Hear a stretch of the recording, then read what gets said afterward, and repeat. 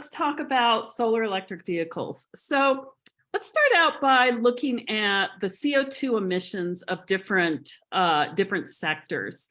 So if you notice here, transportation accounts for a quarter of greenhouse emissions. I think this is a United States graph here. So 25%, if we can get rid of all the emissions, theoretically, of transportation, that's 25% fewer carbon emissions. And then oil and gas account for another 11%. Okay, so let's talk about solar electric vehicles. Okay, I'm going to start out by just kind of introducing you to upcoming solar EVs. So these are all companies that are coming out with solar-powered electric vehicles in 2023. The first is Aptera, upper left. So that's an American company. And then the two European companies, one is Lightyear and one is Sion. And I'm going to be talking about these in depth in a bit. Okay, so let's start out with what is a solar EV. So there are cars that you can get, sort of more standard ones that have some solar on them that usually power the console or something like that. But I'm defining a solar EV as a EV that has built-in solar panels that can get a third or more of a typical daily drive. So enough to make a difference. However, all of these solar EVs, you can also just simply plug them in like a regular electric vehicle. Okay, so why aren't all EVs solar? I mean, it seems like kind of a no-brainer if you can just stick solar on the EVs and then don't have to charge as often or don't have to charge at all. Well, so the main reason here is efficiency. So most electric vehicles just simply require too much energy for them to be powered completely or mostly by solar. So a normal solar electric vehicle would need the equivalent of a 20-foot billboard size solar panels. So all these EVs have made great attempts to be more energy efficient. So weight is one thing, so they generally weigh less. They have in-wheel motors, which are lightweight, and you can see a picture of that on the right. So they're just these tiny little motors that are attached to the wheels. And then all of them work really hard at aerodynamics. Aerodynamics accounts for a lot of energy efficiency in an EV or even a normal gas car. And I'll talk about some other ways of getting efficiency as well. Okay, so what are some of the advantages of solar EVs? Well, the obvious one is carbon emissions. So after manufacturing, which has a carbon, embodied carbon emission costs there.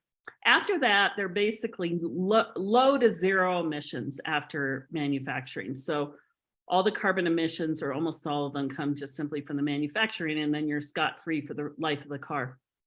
They can save about approximately 1,400 pounds of carbon per year. And then also the electricity source doesn't matter. So there's some states, Washington, that has very clean electricity. Then there's some states that have very dirty electricity. Colorado is not the worst, but not great. But if you're getting your power for your transportation from the vehicle itself, then it doesn't matter how dirty your electricity source is, because you're not using it most of the time. Okay, so solar-powered EVs are also useful for various unique populations. So since generally you don't have to plug them in, you don't have to be tied to an electrical outlet. So apartment dwellers is one example. So this is a real problem with electric vehicles. If you have a garage, it's easy. You usually have a plug there, or you can put in a 240 outlet if you want faster charging. However, if you're in an apartment, you often have no place to charge at home unless your apartment owner is nice enough to put in outlets or chargers. Then there are people in areas of the world that simply just don't have electricity yet. So these people probably would not be able to afford a brand new solar EV at this point, but at some point, this may be how they transport themselves. And then there's certain people who enjoy the off-grid lifestyle. And this is a way of helping that. So yes, you can put solar panels on your house and power your house that way, but this is a way of getting extra energy for your transportation without having to do that. And then there's the zombie apocalypse. Well, we probably won't have a zombie apocalypse, but there may be, tend to be a little bit cynical about climate change. I mean, who knows what's going to happen 20, 30, 40 years from now as far as that. There may be parts of the world where civilization just simply can't keep up with the amount of expense that it costs to fight climate change. But even if you don't want to be quite that cynical, you could have an extended power outage, some sort of thing where you can't actually get electricity for a while. Okay, so let's talk about total cost of ownership here. So I took the average monthly payment for a vehicle now is $677. So let's say you have three kinds of vehicles. You have a gas-powered vehicle, you have an EV, and then you have a solar-powered EV. So your monthly payment is going to be the same there. Maintenance is higher with a gas-powered car than an EV. So maintenance is going to be less for both the EV and the solar EV. Fueling for the gas-powered EV is going to be about $300 a month. It's actually, I made this deck a little while ago. I think it's actually more now. For an EV, the electricity is going to be about $45 on average per month. Solar EV, it's nothing. So basically, once you pay for the car, you don't have to pay for fueling it anymore. So total cost of ownership for a month, for each month, is for the gas-powered car will be $1,044, for the EV $769, and for the solar EV is $725.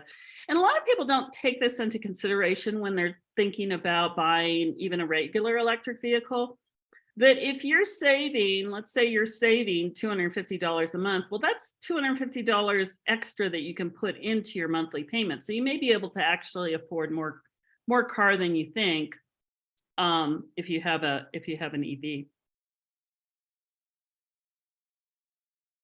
Okay, just a second here.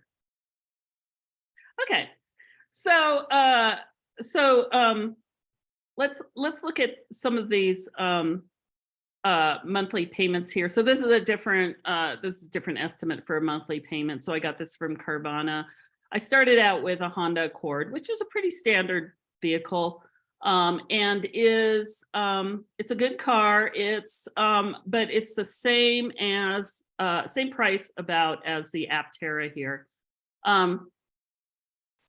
So monthly car payments here for three different situations. You buy a Honda Accord, you buy an Aptera for the same price, or you simply give away your gas car and buy an Aptera. So basically this would be, you have a gas car, you don't even sell it, you just simply give it away. And so for your total for a Honda Accord, it would be $836. For an Aptera, it would be $516. Now, what you can see from this is that if you the amount of savings that you have by giving away your gas car and not having to pay for this maintenance and this fuel means that after all that, you're only paying $149 per month for your Aptera.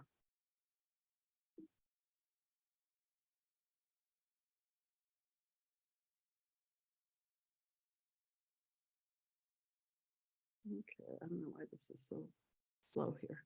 Okay, hopefully I didn't miss any slides here.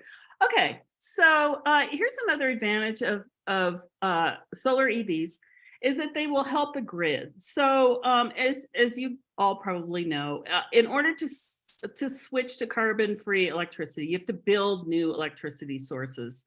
So we not only have to build electricity sources because we want them to be clean, But we also have to increase the amount of electricity because we're going to be electrifying transportation and we're going to be electrifying buildings. So this is a big challenge for our country and for utilities to build as quickly as they can.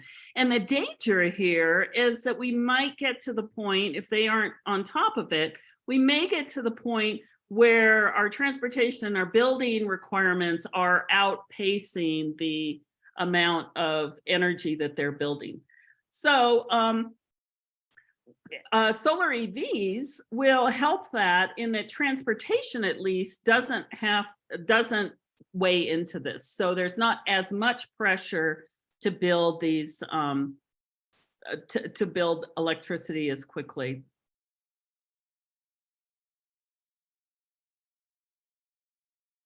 Okay, so here's another advantage, and that is range at highway speed. So there's a little secret, I suppose you could call it, about EVs, is that they actually have their best range at about 25 to 30 miles per hour, as opposed to gas cars, which have their best range at about 55 to 60 miles per hour. And the problem with that really is that you're more concerned about range at the highway speeds, because that's when you want to go on road trips. So I mean, it's an advantage to have good range at 25 to 30 because it makes for a nice town car, but you also don't want too much degradation at highway speeds because you have to stop and charge. So the solar EV range does not degrade as much at highway speeds. And the reason is because they work so hard at aerodynamics, they don't have as much wind resistance. And wind resistance is what slows vehicles or makes vehicles less efficient at highway speeds. So they will actually do better on highways than or fast speeds than regular EVs do. Okay, so let's talk about the three solar EVs that I presented earlier. So the first one is Aptera. So this is a company that is in San Diego. So they have this vehicle. It looks pretty crazy, and all of that basically is efficiency and aerodynamics. It looks like they're trying to make some cool futuristic vehicle, but really what they did was they started with software that measures coefficient of drag, which is the measure of aerodynamics, and they played with it until they found the ideal shape for aerodynamics, and then they built their car around it. So that's why it's sort of this weird shape. It looks like a dolphin or a plane with no wings or something, because both dolphins and planes have to deal with aerodynamics. It's very inexpensive, even for a regular electric vehicle. It starts at $25,900 and goes up. It has different ranges depending on the batteries, and the highest range is 1,000 miles, which is crazy. So you could easily drive all day without having to stop and charge at a public charger. And you can see in this map, this is basically what 1,000 miles looks like in the United States. So you can drive these routes here without having to charge at all. It gets about 30 to 50 miles a day from solar. Probably in Colorado, it gets about 40 to 50 most of the time. So the average driver, for comparison, drives about 30 to 35 miles. So theoretically, you could actually buy this vehicle and never plug it in. So here are the battery sizes, and this, if you don't know a lot about EVs, this may not mean a lot to you, but it shows the efficiency. So for example, the 1,000-mile range one is 100 kilowatt hour battery. Now there are EVs out there right now that have 100 kilowatt hour batteries. They don't get anything near 1,000 miles. A Tesla Model 3, which is about the most efficient EV you can get, has about a 60, a little bit more kilowatt hour battery, and it'll get the standard range, which has about 60 to 65, will get 250 miles. So you can see that that this Aptera is much more efficient than what we have so far. It's very quick, so it's 0 to 60 in 3.5 seconds, which will knock you back in your seat and make a smile on your face. It has a top speed of 110 miles an hour, so that's more than anyone needs. It's not a race car, but it's enough for driving around. And because it's so efficient, it actually charges very quickly. So on 110 volt outlet, so this is the same outlet that you plug your toaster into, it'll get 13 miles an hour. Now an average EV will get like 4 or 5 or so. So you can see you can actually, you don't really even have to have a 240 outlet installed in your garage like a lot of people do with EVs. You can just rely on the outlet that's probably already there in your house, in your garage. And then if you want to go on a road trip, the kinds of chargers, DC fast chargers they're called, that are on road trips, you will get 100 miles per hour, or sorry, 500 miles per hour. So you know, you can be there for you know, half hour and be fine. Okay, so I'm gonna play this video about the Aptera.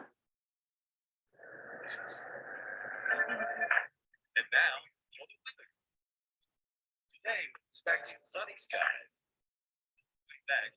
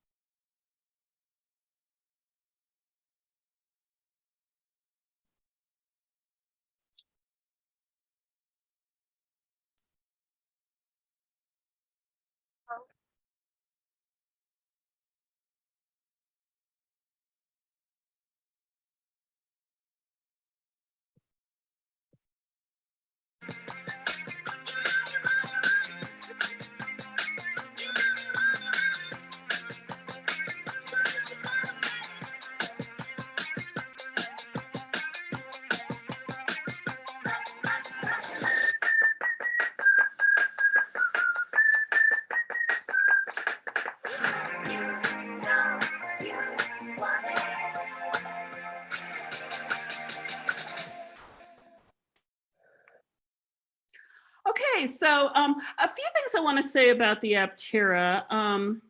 So I talked about the efficiency. So it's about 3 times as efficient as a Tesla Model 3, which is the most efficient EV out there.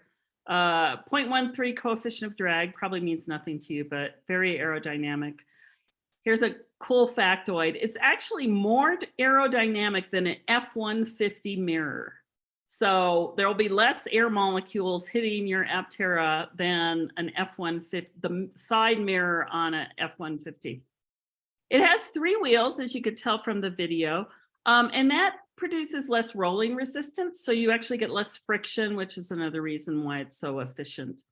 However, I do want to say it is a full-size vehicle. So it does only seat 2 people. But it's as big as a regular car, and with a huge, at least hugely long, long trunk. It weighs 1,800 pounds, which is not much for a car. Cars are usually twice that much at least, or 3 times as much. So one of the reasons why it weighs so little is that it's not made out of steel or aluminum like most vehicles. It's made out of this rosin-filled sandwich composite that race cars and boats and things are made out of. It's extremely hard. They also have this thing called skin cooling. So in order to cool the vehicle for you, so your air conditioning, they have a very efficient thing called skin cooling, where the body of the car has little pores that where cool air will come out of. Okay, so safety. A lot of times people sort of look at the Aptera and it kind of doesn't look safe to them. So I want to talk a little bit about this. It does have advanced driver assistance, so it will do lane keeping and things like this. I told you about the exterior, and it is 7 times stronger than steel. So if you get into an accident with this vehicle, it's not going to impact inside the cab. So you're not going to get sort of crushed into in the accident. But it still has crumple zones. So that's something people are concerned about when there's a very strong material used for a car. Well, okay, will it have crumple zones? Well, it does. So they built that into it. Plus, this composite, unlike steel, aluminum, it's flexible. So if you get in an accident, it will flex in and take the energy of the impact and then bounce out again. So because it has 3 wheels, it's actually legally considered a motorcycle or an autocycle. So what that means is that the safety standards are less for it because they're just simply less for autocycles, motorcycles. However, Aptera said that instead of passing the 30 safety standards that a motorcycle has to pass, it actually will pass all 500 safety standards that the National Highway Transport Safety Association has for regular vehicles, regular cars. Another thing people kind of worry about is, well, if it weighs so little, what happens if there's a cross breeze? Will it get blown off the road? It's actually aerodynamic from all sides. So the wind will just simply slip over it just like it does from the front. Another thing people are worried about sometimes is if it's three wheels, will it tip over? There have been some kind of notorious 3-wheeled vehicles in the past that would tip over fairly easily, but they had their single wheel in the front and the 2 wheels in the back, and that is not a very stable design. However, the Aptera is the opposite. And you can see on the pictures on the right here, this is what's called a moose test. So basically they put cones out so that the vehicle has to sort of move back and forth, sort of in an S shape or a zigzag shape. And the reason it's called a moose test is the idea is that you're driving along and there's suddenly a moose in the way and you have to kind of go around it. So SUVs and pickups and stuff are sort of notorious for doing very badly on the moose test, but the Aptera has been tested and does extremely well with the moose test, partly because the battery, like most EVs, is at the bottom of the car, so it makes it very stable. Okay, so the interior, so it has heated and cooled seats. It has a camera rear mirror, which you can do because it's technically a motorcycle. And the screen in the front will also display the side mirrors. So you've got great visibility, and there's enough room for tall people as well. Okay, so I'm actually an Aptera brand ambassador, which is a volunteer thing. I just love the company though, and I'm hoping that solar EVs will be the future of transportation. So anyway, if you want to order one, it's $70 refundable with my referral code, which I'll put at the end.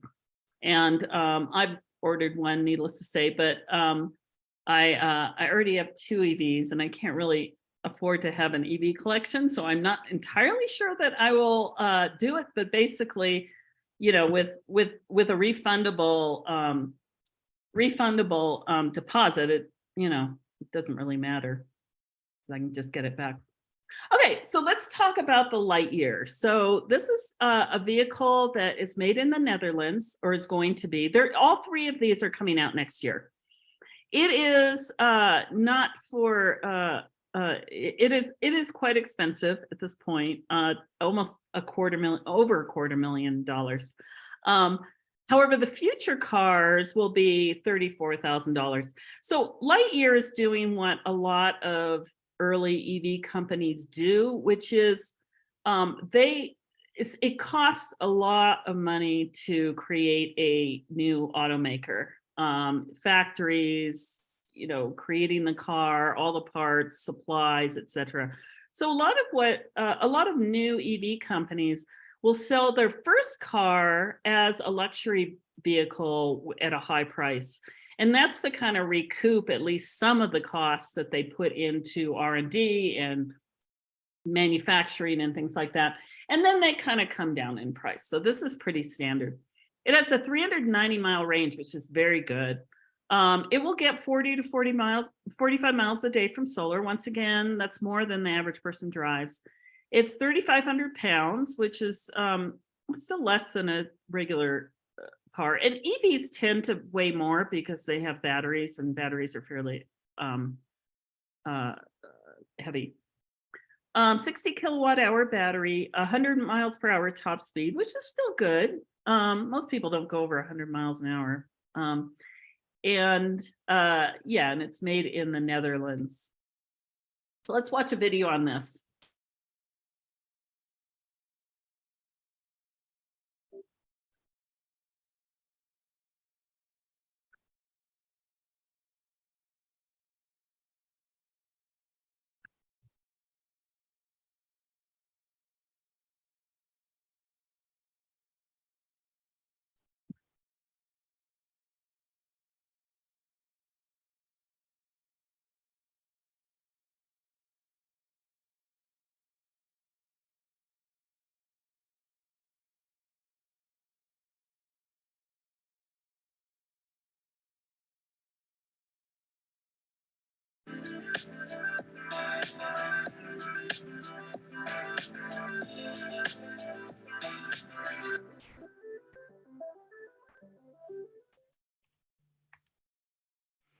Okay, so how does it get to be so efficient? Well, it has a very good coefficient of drag as well.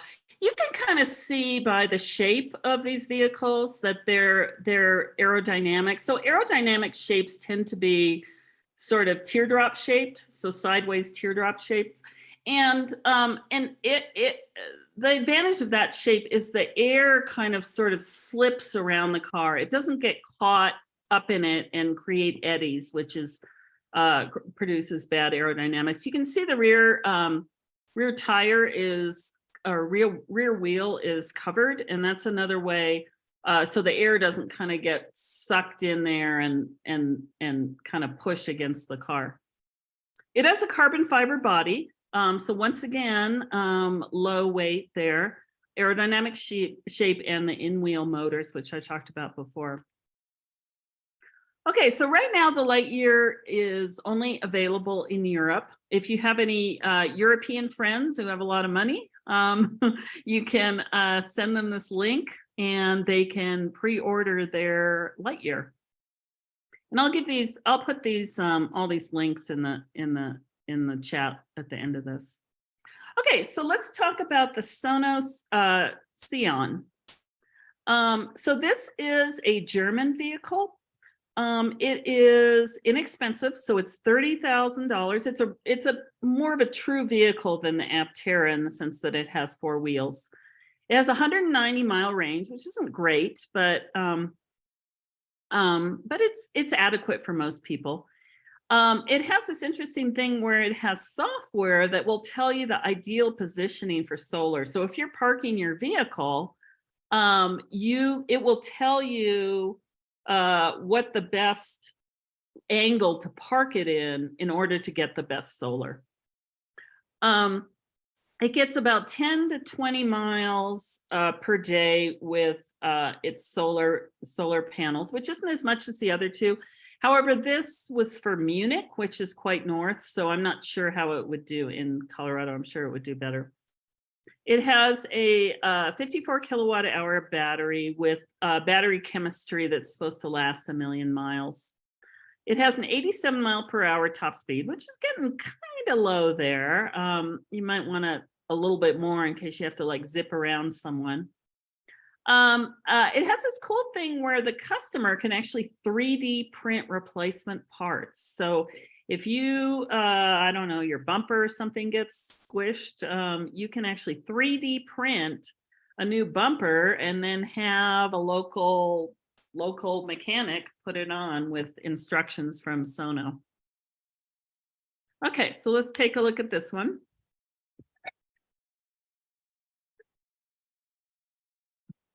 Sono Motors is on a pioneering mission to accelerate the revolution of mobility by making every vehicle solar. Its disruptive solar technology has been developed to enable seamless integration into all types of vehicles to reduce the impact of CO2 emissions and pave the way for climate-friendly mobility. The Sion, our passion project, is where this all started. The first solar electric vehicle for the masses. So when we talk about a solar electric vehicle, or SEV, what exactly do we mean? Well, the Sion's entire body is covered in integrated solar cells that generate additional range for the car's 54 kilowatt-hour battery via the power of the sun, no matter if parked or driving. These monocrystalline silicon cells can generate an average of 112 kilometers of extra range per week. Our light and robust solar modules are able to produce energy even in cloudy conditions or in winter. This means that the Sion can be fully self-sufficient on short trips and makes it the car that charges itself. Thanks to the additional range generated by the sun, the average commuter in German metropolitan areas needs to charge an average of 4 times less in comparison to other conventional electric vehicles with the same battery and consumption. You have multiple options when charging the Sion. For example, at any public charging station in Europe, at your home via your regular power socket, or even from another Sion. But that's another story.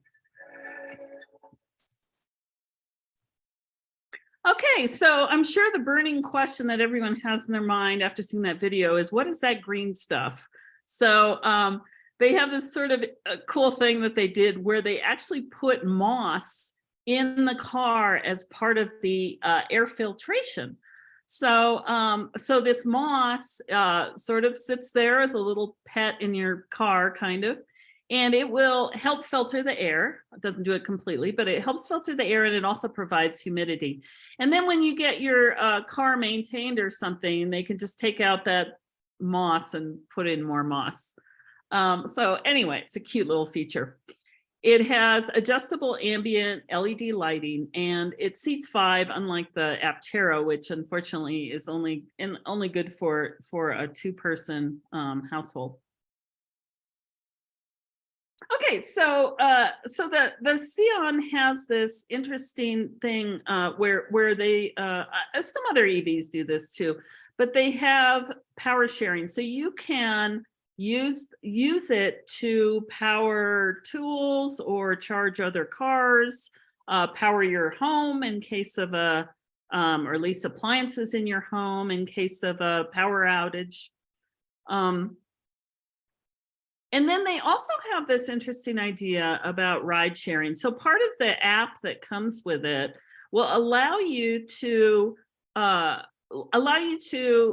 give the car to other people for ride sharing. So you can basically park your car, go off and do something or whatever, and then someone can just come up, apply for, wanting to use your car. And then they can either drive it or they can use it as a portable charger. So it's sort of cool that there's this car that's basically a solar powered battery that can be driven wherever. So that's kind of a cool idea that they have. Okay, so right now it's only available in Europe, but just 2 months ago, they actually came and did a tour of the United States. Unfortunately, they didn't come to Denver, or else I would have gone racing over there. But they toured the US, and they're planning to come to the United States. They haven't said exactly when. So you can pre-order this as well. I'm not sure what the payment is, but okay. So let's talk about the future of solar electric vehicles. So it's something that I have great hopes for. So my hope is that these 3 companies are kind of a proof of concept. So most, especially traditional automakers, don't really like to be innovative because it's a risk for them. They could lose a lot of money. It's not really part of their culture to be innovative.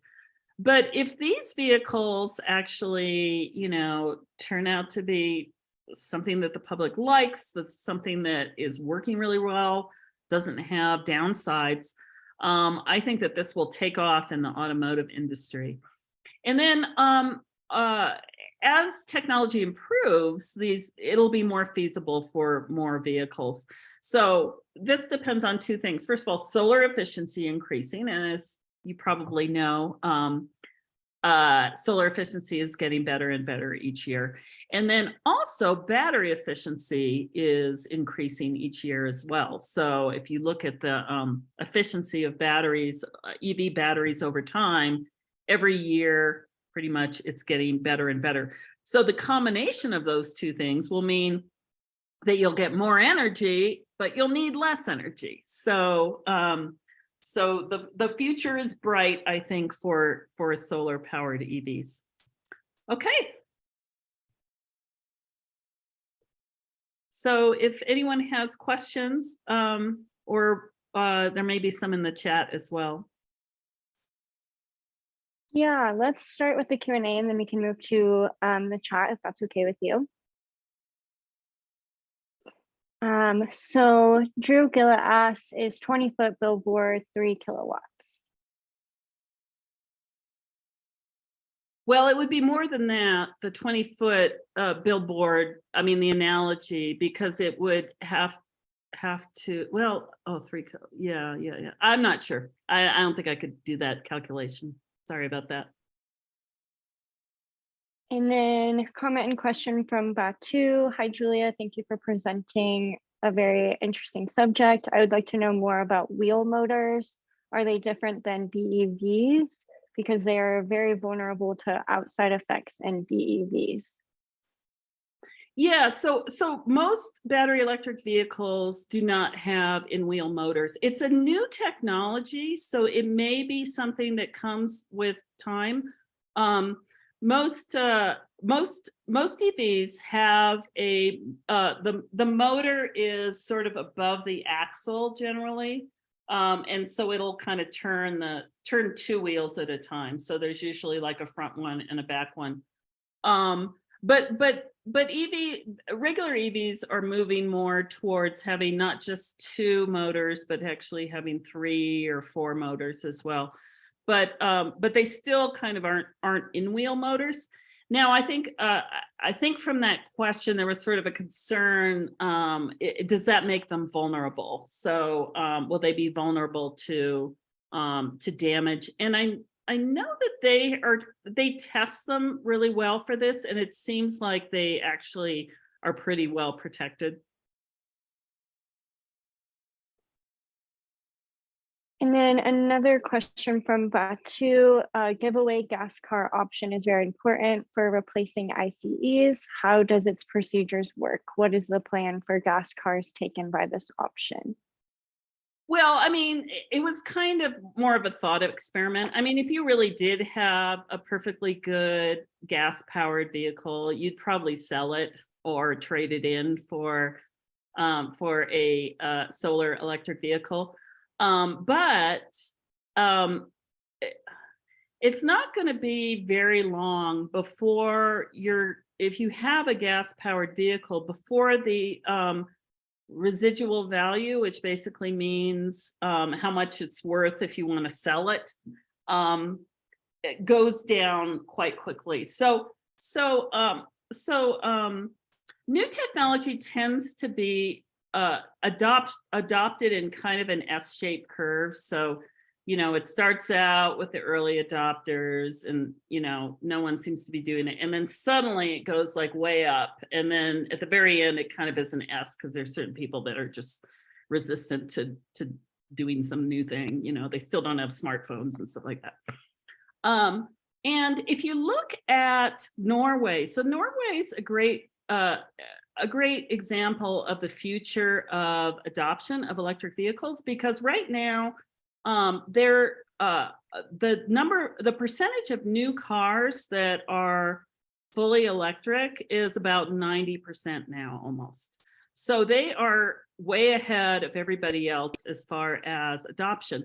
And what's happening there is that it's getting very difficult for people to sell their used gas cars because nobody wants them. Now, Norway sort of has the advantage that they can just take those gas cars and ship them to somewhere else in the EU.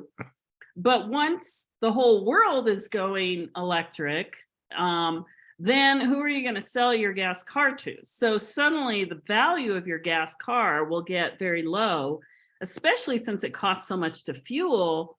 And gas stations will probably stop, there won't be as many gas stations, it'll be difficult to fuel. So there is a danger. When I have friends who want to buy a new vehicle, I just say, don't buy a new gas car. If you want a gas car, buy a used gas car, because if you buy a new one, its resale value is going to be almost nothing. So eventually cars may get to the point where you can't sell. I mean, you might as well just throw it off a cliff. So. And Elise asks, how does weather affect electricity availability? Oh, as far as the solar, that's a good question. I think these solar panels, and I don't have statistics on that, it would be nice. But I think it was the Sono that said that video we saw, it was saying that it works in all weather. And I know Aptera has kind of hinted at that too. So I think that the solar panels they use are less affected by cloud cover and things like that. I mean, my guess is if it's a heavy rainstorm, you probably aren't going to be getting too much. But you can always plug it in if it goes for a long time with if there's rain for a long time. And another question here from Batu, Aptera.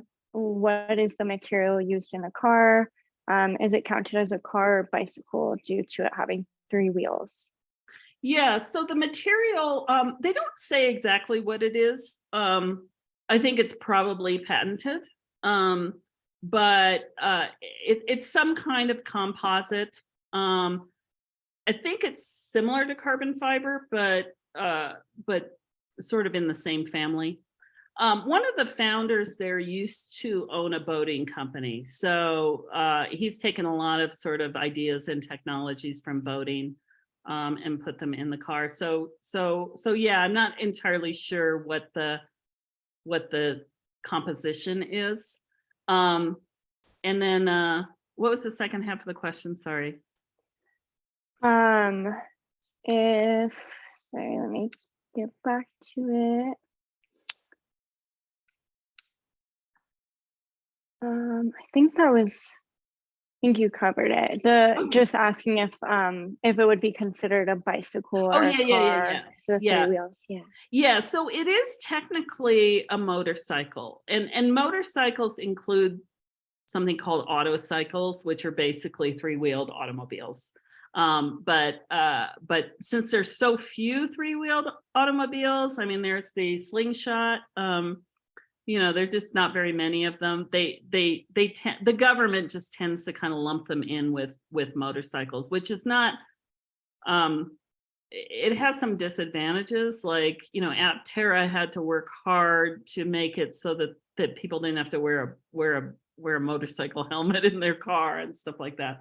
So it's kind of a weird, category there. But the advantage of that is that motorcycles have some advantages. So I think it costs less to, for whatever, not a license, but registration costs less, insurance costs less, things like that. So you do get some advantages with it being a motorcycle. Awesome. And Susan asks, SAE or CHAdeMO for DC fast charge? Good question. So Aptera is actually trying to get the Tesla charger. So that's what they're probably going to be using. And the advantage there is the fast charging of Tesla is really better than anyone else's. And Tesla's sort of opening up its chargers and letting anyone, for free, whatever, put them in their cars now. So they're trying to kind of make it a standard. But a lot of the reason why a lot of people buy Tesla cars is for the charging system. So Aptera will have that advantage of having the Tesla ones. The other two are made in Europe, and the EU has a standard that everyone has to follow, and it's not a design that occurs here. So it's CCS, but it's not our CCS. It's a different CCS. So when they come here, they'll have to decide what they're going to use. Probably not CHAdeMO though, because even the only EV that uses CHAdeMO is the Leaf, and Nissan is actually phasing that out. So I have a Leaf, by the way. So. And comment and question here from Adam. He works with a lot of people who make relatively low incomes. These folks, by and large, aren't even thinking about EVs, not even a little. If they have a car, it has to be one that costs the least today, even if over a period of time another car is cheaper. But EVs aren't even a thought for them.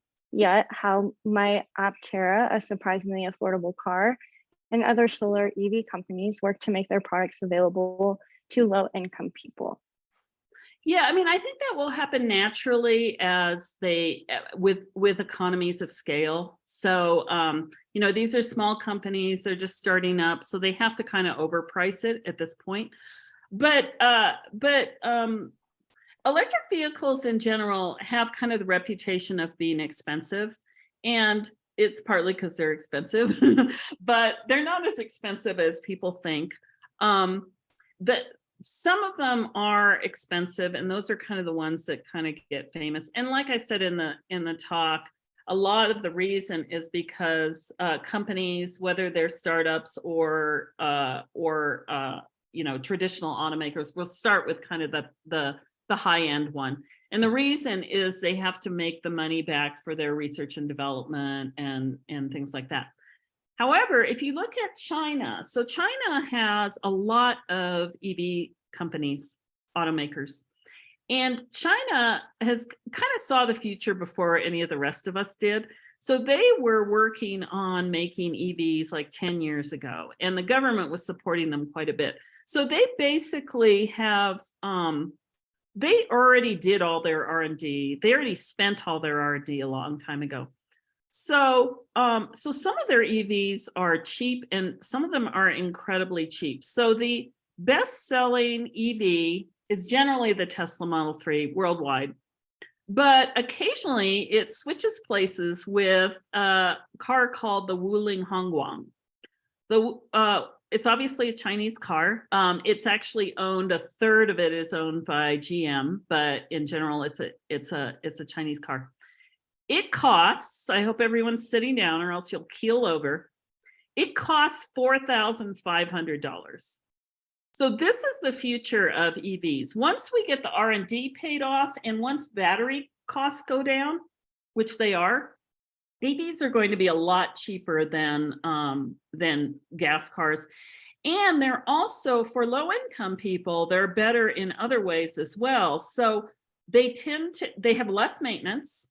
And then they don't, as they get older, they don't break down as much. So a low income person, the shock of having $1,000 repair on an old car that they can afford is huge, because they don't have an extra $1,000 that they can use to fix their car. So EVs are actually, we have to wait out the process, but once they're established and the used ones sort of come down in price and the inexpensive ones get made, they're actually going to be a great boon for low income people. And Mike asks, any update on Fed requirement to have external mirrors on the Aptera? I don't know. That's a good question. I mean, I'm not sure about the latest. I Originally, since they are a motorcycle, they don't have to have that. But I don't know. I don't know what the latest is.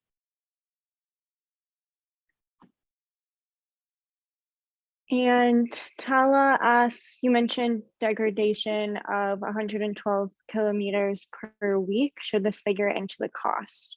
To replace the battery on our Leaf is 5,000 to 8,000 at the dealer. Yeah, so battery replacements in EVs is a topic that comes out often. So I have a I have two EVs. I've got a 2014 Leaf and I have a newer Tesla Model 3. The Leaf is sort of an exception with battery degradation, and it actually degrades faster than most EVs. And the reason for this is that Nissan, for some unknown reason, decided that they wouldn't put in what's called active battery management. And that's basically means batteries like to be at a certain temperature. If you have them at too high of a temperature, especially, they'll degrade faster. And Nissan does not put in the coolant and software and things like that to manage the temperature of its battery. It has what is euphemistically called air-cooled batteries, which basically means, you know, there's air coming in through a vent and it's supposed to cool the batteries. So Nissan Leafs, their batteries tend to degrade fairly quickly. So that's one thing. And then also in general, EV batteries are just getting better and better with time. So my Tesla actually has a new kind of battery chemistry called, it's lithium iron phosphate. So most basically all other EVs, I think in the United States, are a nickel cobalt chemistry. And one of the advantages of the lithium iron phosphate is it lasts an incredibly long time. So when they do factory testing, it seems like it's going to last from 1 million to 2 million miles. And 1 million miles, if you drive what the average American drives is like 66 years. So, you know, it would outlast you. Batteries are also, by law, they have to be warranted for at least 8 years and 100,000 miles, 120,000 miles. So even if you're Aptera or whatever EV you get, even if the battery for some reason is flawed or, you know, degrades too fast, then you'll get it replaced under warranty for at least the first 8 years. Great. And Andrew asked, can you speak to autonomous vehicles and shared vehicles like Lime scooters? Yeah, I mean, I have a whole presentation on basically, well, my presentation is on the future of public transportation, which I think will be tiny autonomous pods, hopefully solar powered. I think if we can crack autonomy, which is a difficult problem, then there won't be car ownership anymore. There'll be some, just like people own horses now, but in general, it will be a lot more cost effective and convenient for people to simply order a autonomous vehicle to come to their house. You know, it's right size for the ride. So if it's one person, it's just one little thing. You don't have to have these big, huge cars that drive around that can hold 5 people when usually there'll just be one person and no cargo. So yeah, I think that will be the future of transportation if we can crack autonomy to the point where, you know, vehicles can just go anywhere. I mean, there are some autonomous vehicle companies, but they're very geo constrained, so they only work in. They basically map the roads in a little area to like within a millimeter or something like that, and then feed it to the car. So the car is sort of like it's on invisible rails. So all it has to do is kind of avoid people and cars and stuff like that.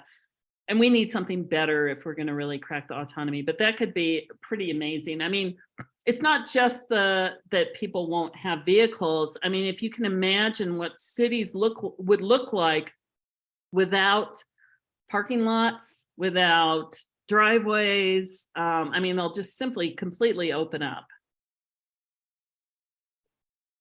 Great. Well, it looks like we're at time. But if it's okay with you, Julia, I would encourage all attendees here to reach out to your email with any additional questions. I'll also include your email in my follow-up email with the recording of this webinar. So thank you so much, Julia, for your fantastic presentation. And thank you all for joining us for this month's webinar. I hope to see you all next month for a January webinar. I hope you have a great day.